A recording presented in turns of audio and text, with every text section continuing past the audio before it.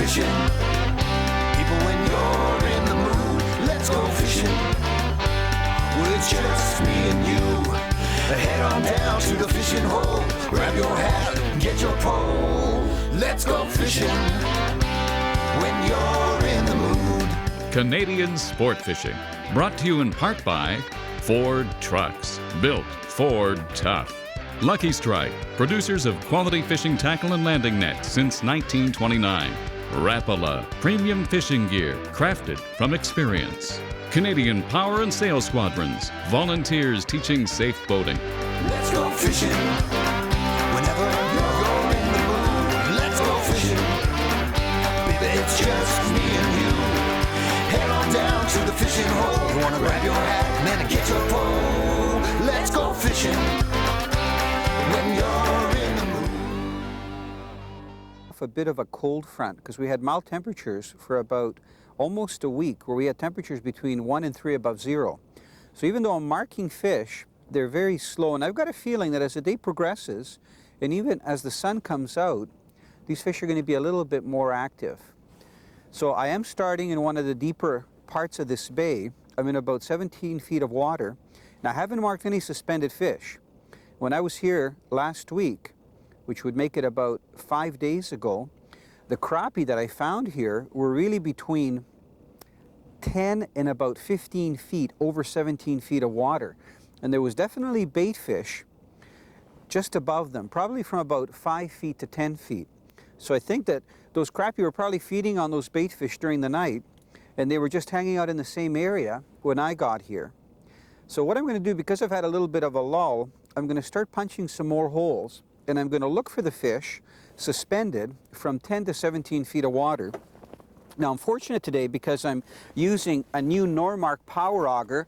In this thing, it's really neat. Let me tell you a little bit about it. First of all, it's one of the lightest augers on the market, and that's in part due to a new planetary gearbox that they have made in Germany, so it's very lightweight. Secondly, you can start it in the horizontal position. So you can see the way I've got this auger laying down. All I'm going to do is turn it on by pushing this lever down.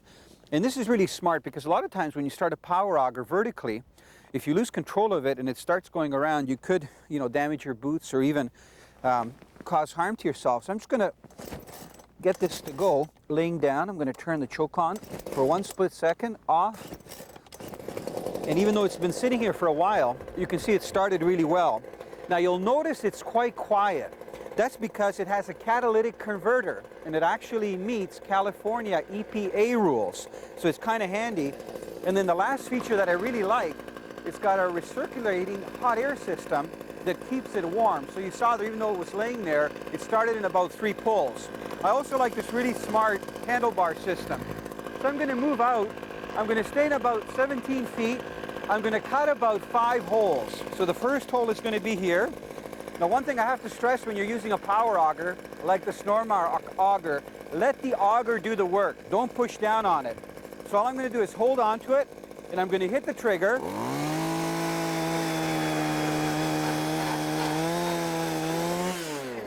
And I'm allowing the auger to actually carve. The other thing that's really important, don't drag or bang the blades when you're cutting holes. You can see that I'm actually holding it off the ice. There's no spillage of fuel or anything. Now I'm going back into about 15 feet of water. Just going to go over this bit of a drift that's here. You can probably feel that wind blowing. Now look at how nice this thing is to operate. I'm just holding it with one hand. I'm going to have the second one ready.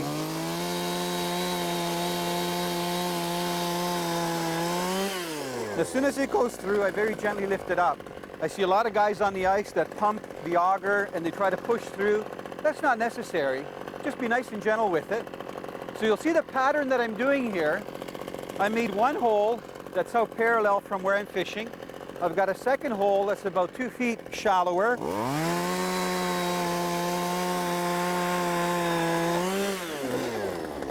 This hole is about 4 feet shallower. Now I'm going to go over here, and I'm going to be in about 12 feet of water.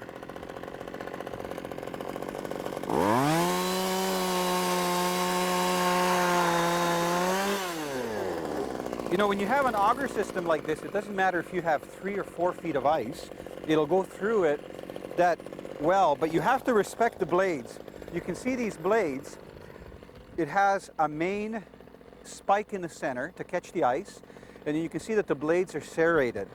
So this thing really keeps the center when you start cutting. The only thing you got to be aware of is to hold that auger vertical. You don't want to cut a hole on an angle. And really, just like gravity do the work when you hold it upright. So what I've done, I've cut 4 holes very quickly. I've covered about 4 to 6 feet of water, shallower. Now I'm going to go the other way, and I'm going to go about 4 to 5 feet deeper. Come on, turn into a red mark. Actually, this one turned into a red mark. There's a crappie right there. See if I can get that guy to be interested. He's not quite underneath the hole. Come on, get bigger, red mark. It's definitely a crappie. He's getting wider. He's interested in it. He's on to my jig. Come on, baby. He's following it up. Got him. That was classic. Classic crappie fishing. Wasn't that neat when you can see the mark like that? And you know what? This guy's almost, there's a crappie. That's what we were looking for. Now, did you see how I had to tease that mark to develop into like a fish below me? Now, this guy's a little small to keep. We're looking for some bigger guys. But there's a crappie that probably was feeding at night on food. And you know what? While we're talking, I can see other crappie down there. So I'm going to take that jig out very gently and drop that down. And I'm going to release the crappie. He's going to work his way down. And if you look on this Vexilar screen, you can see there's fish just waiting down there. I've got one following it. Look at this. He's moving up. He's moving up. He's at 11 feet. And he hit. And he's on. Awesome. What an efficient system. You know, we've got a lot to learn, especially from the northern U.S. anglers that have made it a real art to go after panfish, whether it's crappie or bluegill, another little guy. Now I'm getting really small with my wax worm, but you know what? I don't want to take it off because maybe, because of the fact that these fish are inactive, smaller would be better. And I may go down to 1 maggot on my jig depending what happens.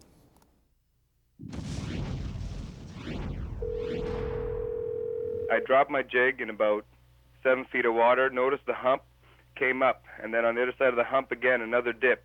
In about 6 feet of water, the walleye hit. The thing just didn't want to come up. I didn't see it for about 10 minutes. Finally got it up into the boat.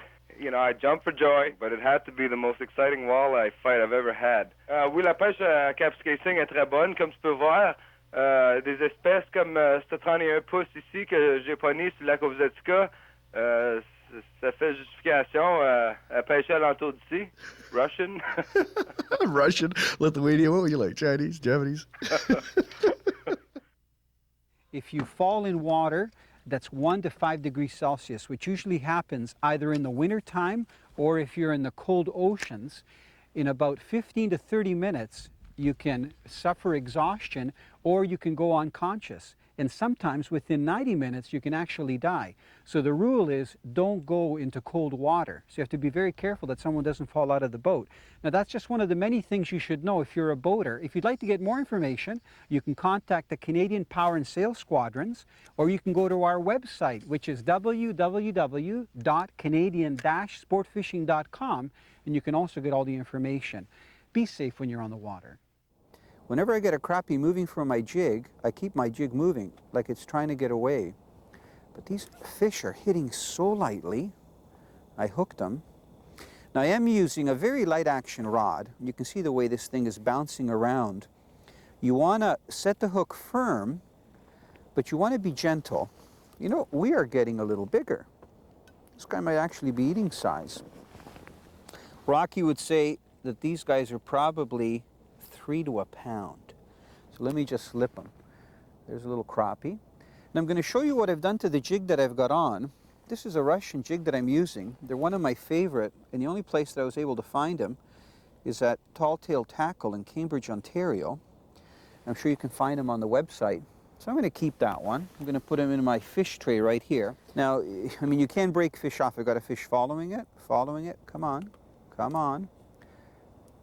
I'm just waiting for him to grab it. And he grabbed it, and he's on. So with the light line, you can make that jig look very realistic to the fish. And with the sensitive rod, you can detect the slightest weight change. So we're into a specific school class here for these crappie. I have a feeling that these are about maybe 2.5 to 3 years old. I see 2 fish there. I'm trying to get one to come up, and one is looking at it. I'm actually surprised there aren't more people out today. It's a Monday, so this is a good time to fish. Okay, got him. But I'll tell you, even though it's cold, it's really comfortable using a fish trap like this and fishing out here, even when that wind is blowing. There's got a little bit bigger again. You know, with crappie, when they start getting a little longer, they really start getting wider across the back, and that's when you can tell, you know, which fish you should be keeping. That guy's still small. Then he got tangled up in the prop. We all said no, and then it got all heavy again. And then we finally netted it right when the hook came undone. And then my dad was screaming his head off. And then they sent me and our friend Alexis from the lake up to the front of the boat because it was a very big fish, and that's it. Come on. I've got 3 fish below my jig. You can see them here. There's one coming up for it. See if I coming up. So that's the red mark going for my lure. Come on. He's right up on it. Come on. Man, I can't believe he hasn't taken it yet. Got him. Okay. I almost had the rod over my head working up. Now I had to lift that guy up from about 15 feet to almost 10 feet. Yeah, nice little crappie if I can keep him on there. Come here, this guy's a little heavier. And I think I can get a couple of fillets off that guy. I don't want to keep too many today, but I think I'm going to keep about maybe 6 or 8, just enough for one meal this evening. I'm going to have a little salad with some fresh crappie. Come on. He was hooked well right in the roof of the mouth.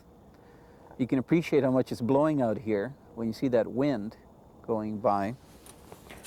What a great panfish. And you know what? It was only about 10 years ago when anglers really started getting onto crappie during the summer months. And I still think very few anglers have found them and have been able to efficiently catch them during the winter months.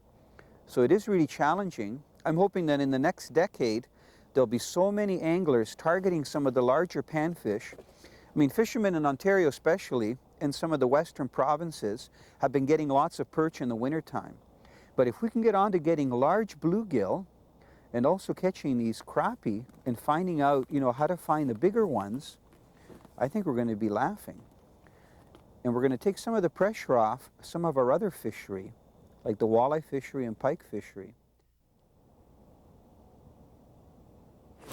Thank you. Thank you very much. It's my Elvis imitation. Come on. Look at that rod bend. Just go. Come on. How big are... Oh. Oh. We're getting into different size here. Remember what I said earlier about these crappie varying in size classes? I think that's my biggest one so far. You know, I'm not going to win any awards with this, but we're getting into some decent sized fish here. I had to work that guy so much. This is good because I can show you the little fillet knives that they make for panfish in a little while, because it actually helps to use a smaller fillet knife than a big one when you're cleaning these fish. And there's a couple of ways you can clean these panfish depending on how you're going to eat them. I've got some crappie. Let's see if this one is the same size. Oh, boy, that guy came up suspended. How can I tell you how efficient this system is if you're fishing in 20 feet of water, to be able to see these crappie halfway down and to be able to drop your jig down? You know, when I drop that jig down and I get a crappie right away, it's because I see it on screen. Now, there's another one there. If you want to look at the screen, it's at 11 feet. So this is a crappie right there. It's at about 12 feet right now. There's my jig coming down. I'm going to try to stop it right there and see if I can get that crappie to move underneath the hole. I've been working this fish that's been suspended and I've got it on, and it's fighting kind of funny. If this is a crappie, it's a big old crappie. Come on. Haven't seen it yet. Man, this feels pretty good. Maybe it's that 12-incher I was looking for. What? Look at this. I got a bullhead on. And I thought I had a nice crappie. It's not a bad bullhead. I got to be careful here. I took my glove off. They do have spines. You know what? I'm going to try to lip this fish so I can show it to you. But he is wiggling so much, I'm having a hard time. Now, catfish do have teeth, but they're kind of small there, so you can hold them. Now, look at this. I don't know of anybody that, you know, gets bullhead through the ice. I mean, I've caught suckers, I even caught a carp this year ice fishing, and that's a brown bullhead, and you can see he's got a big mouth, and he also went for that waxworm. There's that little waxworm on a jig that I've got on there. So you can see his little beady eyes and those barbels that they use to sense the food along the bottom. And I thought that was a nice sized crappie, but what can you do? Nice surprise. He's got a nice little belly on him, so I'm just going to put him back, and he'll probably go right back to the bottom. I'm surprised though that he was suspended.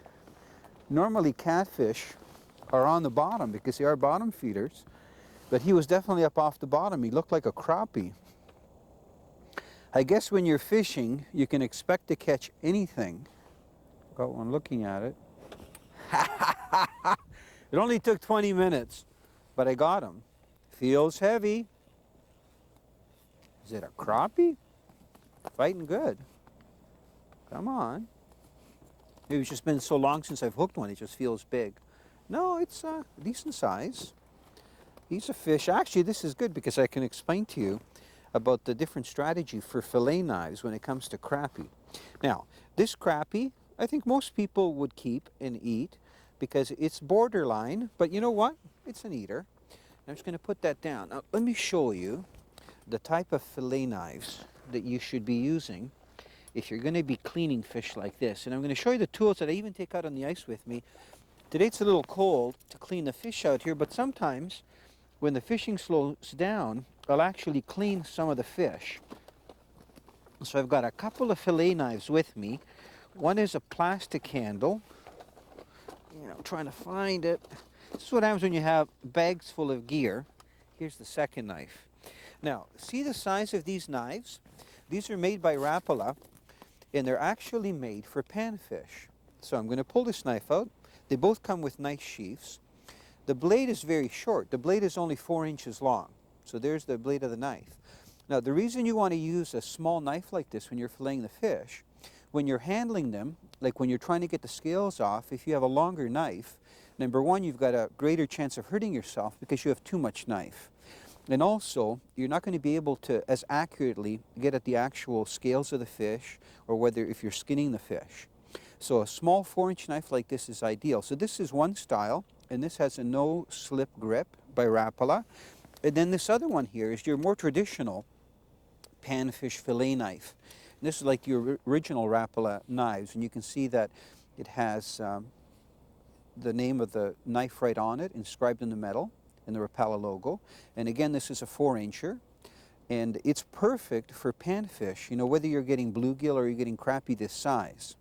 And believe it or not, these fish are very easy to scale. I'm going to release this guy, even though he's a keeper size. He'll probably take off. And I'm going to get out one of the fish, because I'm going to show you how easy they are to scale. Now, what I'll do for fish this size, even though you can fillet them, I will usually just scale them. And to scale them, you just go against the scales of the fish. That's why I'm saying this is a good thing to do out here in between fish bites. And the reason I'll do this is because I enjoy eating the skin, and the scales come off easy, and you save a lot of the flesh. So you can see why a shorter knife is practical. Like if I had a longer knife, I'd have a chance of cutting myself here. So all I'll do is go along the fish on one side first, and down here, this is the caudal peduncle, and up here, and I'll just get those scales off. I'll flip the fish over, And I will just take these scales off. And actually, I don't have to push them too hard. They come off pretty easy. And holding it just like that. You can do this at home, but a lot of people will do it in their laundry room so that they don't make a mess in their kitchen, or they'll do it in their basement if they have a basement sink. Now, pretty well, all of the scales are off. And if I go against the scales, you can see that they're off. If I go with the scales, you can hardly tell that the scales are missing because the color's back of the fish. So the next thing that I do is I insert the knife in the anus and I go very carefully up towards the gills. And this is like the classic way to clean fish when you're going to pan fry them.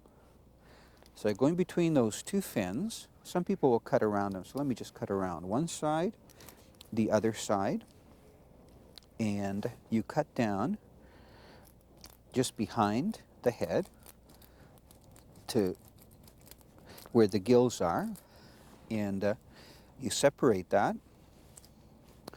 And I'm going to take this all out, and I'm going to show you in a minute that you have a pretty well clean piece of meat. So there's the piece of meat that you get. Now, crappie are ideal because, as you can see, they have a very large body. So this is ideal. You can bread it. I like to do my fish in fish crisp, and I'll actually do this fish in the frying pan. So all you have to do is rinse that fish off, and it's ready to cook up. Now, as you can see, this fish is about the size of my hand. If I have about 6 or 8 of those fish, I've got a nice fish fry. Canadian Sport Fishing has been brought to you in part by Ford Trucks, built Ford tough. Lucky Strike, producers of quality fishing tackle and landing nets since 1929. Rapala, premium fishing gear, crafted from experience. Canadian Power and Sail Squadrons, volunteers teaching safe boating.